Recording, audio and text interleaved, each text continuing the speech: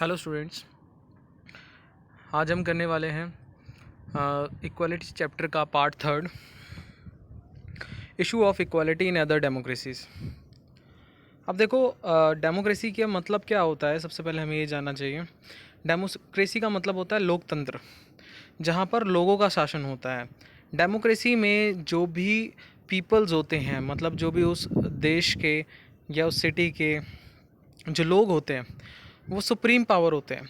मतलब उनके पास जो पावर होती है वो सबसे ज़्यादा होती है, और वो अपनी पावर का यूज़ करके, जैसे कि हमने फंडामेंटल राइट्स के बारे में सुना होगा, ठीक है। फंडामेंटल राइट्स जो हैं वो अपना उनका यूटिलाइज़ करके अपनी पावर्स का इस्तेमाल करते हैं, या जो राइट टू वोट है उसका इस्तेमाल करके अपने रिप्रेजेंटेटिव चुनते हैं। तो डेमोक्रेसी एक ऐसी गवर्नमेंट है जहाँ पर जो पावर है वो लोगों को दी जाती है। अब इक्वालिटी का क्या मतलब, डेमोक्रेसीज़ में क्या इश्यूज़ हो सकते हैं। देखो, मैंने आपको पहले भी बताया था कि इंडिया जो कि एक बहुत बड़ा नेशन है, जहाँ पर डाइवर्सिटी ऑफ पीपल रहते हैं, मतलब हर धर्म जाति के लोग रहते हैं, वहाँ पर इक्वालिटी को सस्टेन करना बहुत बड़ा सवाल है।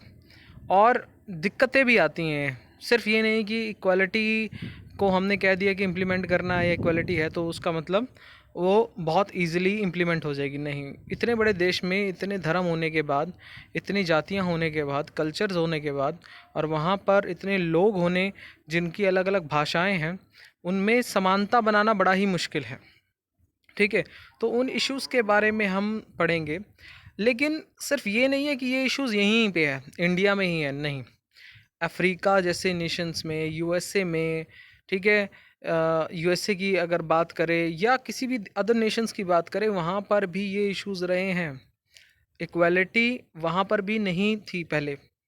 जैसे कि अफ्रीका में बहुत ज़्यादा, क्योंकि अफ्रीका भी इंडिया की तरह कॉलोनी थी ब्रिटिश एम्पायर की, तो वहाँ पर भी बड़ा ये इश्यूज़ होता था कि डिस्क्रिमिनेशन, क्योंकि वहाँ पे ज़्यादातर जो है वो ब्लैक और वाइट के बीच में डिस्क्रिमिनेशन करते थे कि ये काला है, ये गोरा है।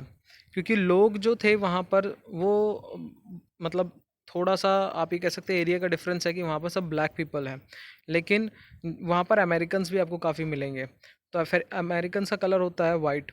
अब इन दोनों के कलर्स में काफ़ी ज़्यादा डिफरेंस था, और इस वजह से वहाँ पर बहुत ही ज़्यादा डिस्क्रिमिनेशंस हुई, बहुत सारे मूवमेंट अपलिफ्ट हुए, ठीक है। और ये लगा लीजिए कि कहीं कहीं तो ये बोर्ड्स भी हुआ करते थे कि dogs and blacks are not allowed, ऐसे करके बोर्ड भी लगे हुआ करते थे कई जगह पे कि भाई जो लोग हैं, ब्लैक पीपल्स हैं, वो रेस्टोरेंट में, पब्लिक प्लेसेस पे अलाउड ही नहीं हुआ करते थे। बहुत ही ज़्यादा डिस्क्रिमिनेशन देखा जाता था। एंड ऑल थ्रू वो एक ही सोसाइटी में ज़रूर रहते थे, लेकिन उनमें पुअर और रिच की कैटेगरी तो थी, लेकिन जो ब्लैक और वाइट का डिफरेंस था वो बहुत ही ज़्यादा था। जैसे हमारे यहाँ कास्ट का रहता है, रिलीजन का डिफरेंस रहता है, वहाँ पर भी ये था।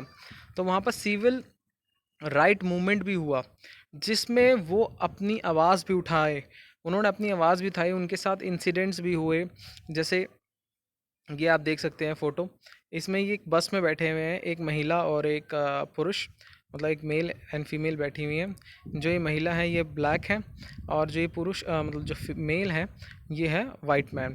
तो ये जो है एक तरीके से आप इस इमेज से लगा सकते हो अंदाज़ा कि इनमें कितना ज़्यादा डिफरेंशिएट था। इस वुमेन ने इनको सीट देने से इनकार कर दी थी, ठीक है। इतना ज़्यादा डिस्क्रिमिनेशन हुआ करता था उनके टाइम पे। तो इसमें कई सारे मूवमेंट्स हुए, जैसे हमारे यहाँ मूवमेंट्स हुए हमारी आज़ादी के लिए, ठीक है। कास्टिज़म्स के ऊपर हमारे यहाँ अवेयरनेस फैलाने के लिए कई सारे मूवमेंट हुए। ऐसे ही यहाँ पर भी अफ्रीकन नेशंस में भी काफ़ी ज़्यादा मूवमेंट्स हुए, ठीक है। और इन्होंने यहाँ पर एक पहचान पाने के लिए कि भाई सारे लोग जो हैं वो इक्वल हैं, कोई भी किसी भी जो कलर का हो या किसी भी कलर का हो, चाहे रिच हो पुअर हो, उनमें भी समानता है, ठीक है।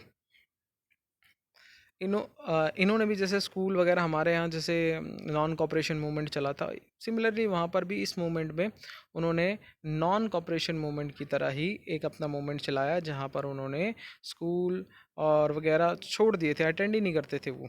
जो भी मतलब ये वाइट मेंस के हुआ करते थे उनको तो अटेंड करना ही छोड़ दिया था उन्होंने। उसके बाद except from the article 15 of the Indian. अब देखो आर्टिकल 15 यहाँ पर क्यों बोला गया है, क्योंकि आर्टिकल 15 बड़ा ही इंपॉर्टेंट है और इक्वालिटी से रिलेटेड है।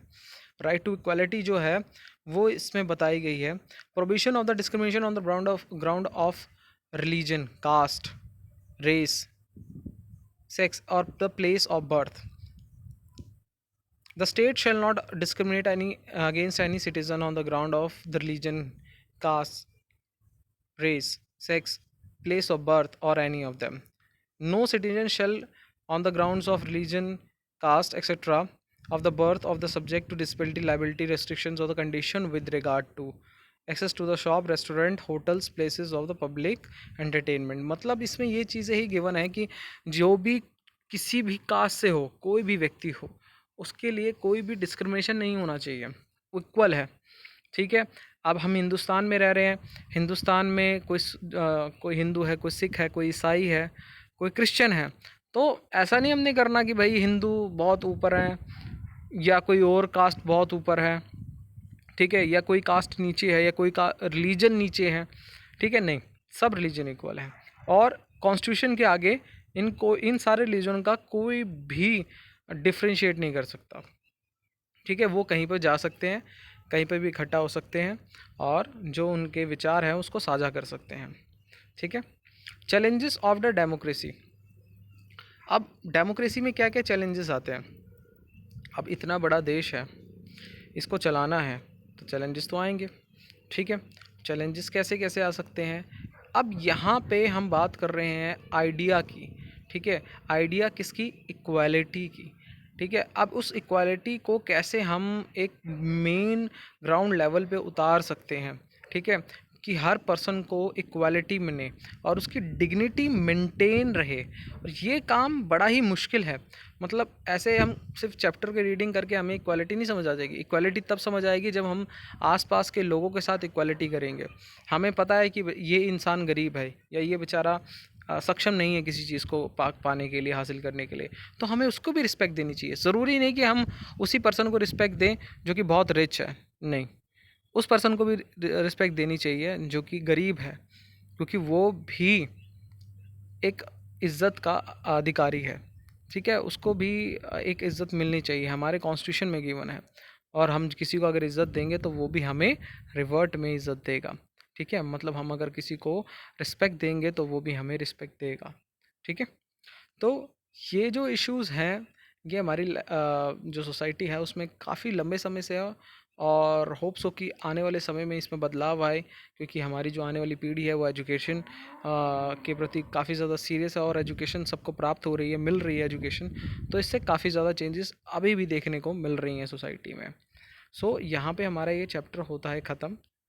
अब नेक्स्ट क्लास में हम आपको क्वेश्चन आंसर्स भेज देंगे। Thank you.